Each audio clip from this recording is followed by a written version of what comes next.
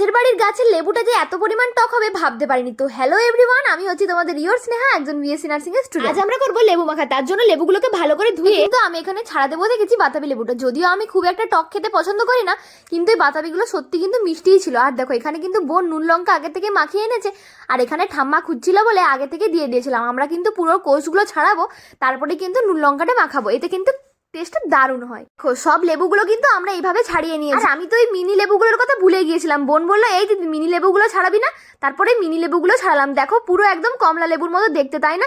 আর গন্ধটা কিন্তু খুবই সুন্দর, আর খেতে অসম্ভব পরিমাণ টক। তো ভাবলাম প্রথমে এটাকেই ট্রাই করা যাক। আর এটা খেতে গাইস পুরো একদম দাঁত অব্দি টকে যাবে।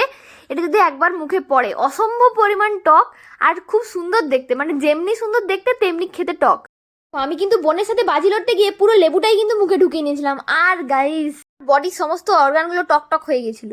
যাই হোক, এবার কিন্তু আমরা ছাড়ানো বাতাবি লেবুগুলোর মধ্যে দিয়ে দিলাম নুন আর লঙ্কা।